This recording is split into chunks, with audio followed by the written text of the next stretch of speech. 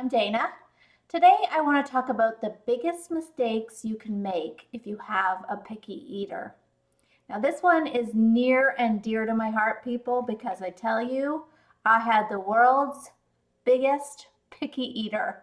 My first son was the pickiest eater that I have ever met, and I made a lot of mistakes with him before I figured out a good strategy. So I'm going to spare you, hopefully, some of the common mistakes parents make when their children are picky eaters.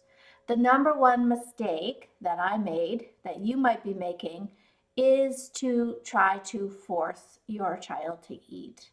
Now, why is this problematic? The reason is that it sets up your child for a fairly unhealthy relationship with food.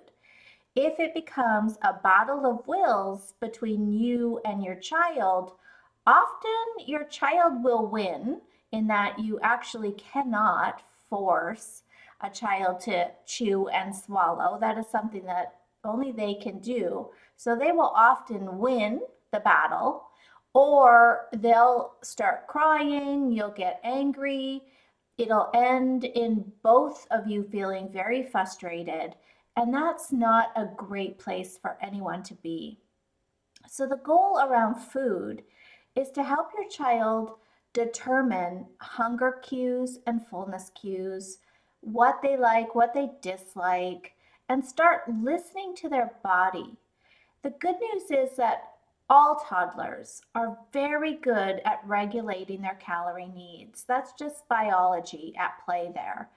And we as adults tend to overestimate how many calories a toddler actually needs. Now, if you were to add them up over the course of the day, you would probably find that they're hitting about 1200, 1000 to 1200 calories. And that is as much as a toddler needs in a 24-hour cycle. And you have to add in beverages and snacks, and you'll probably find that it adds up to be pretty close to that.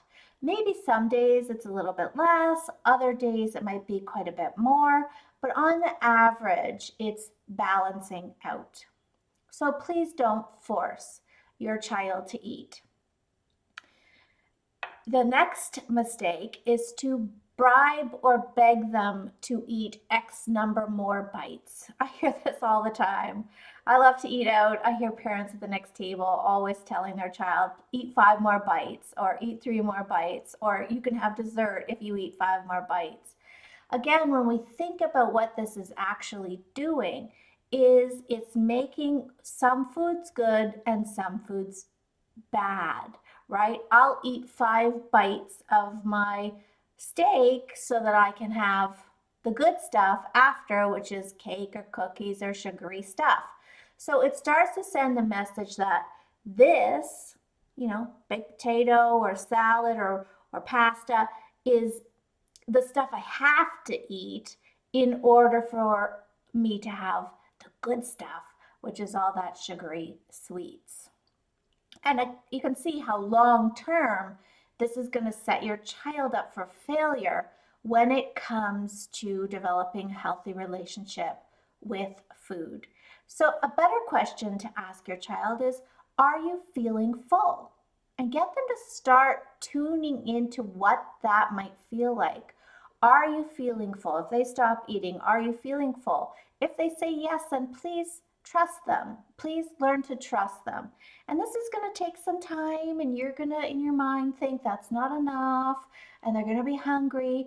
But if they get hungry an hour later, then that's a consequence. And that's also important for them to start putting together that if I only have 2 bites of my dinner, in an hour from now or down the road or at some time during, the next little bit of time, I'm going to feel hungry.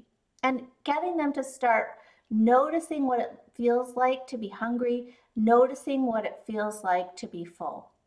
Because you forcing them to eat X number more bites is basically telling them that they can't trust themselves, that you don't trust them, that they can't trust their bodies. And long term, again, you can see how this becomes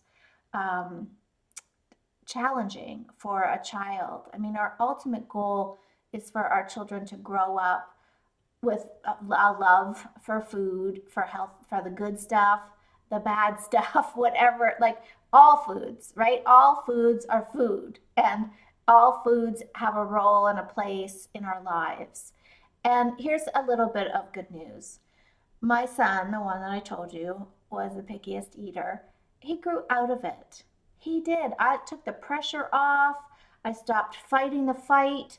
I stopped making him eat X number of bites. I just provided opportunities to eat, right? I wasn't a short order chef, so I was not making separate meals or only giving him, zoodles because that's all he would eat.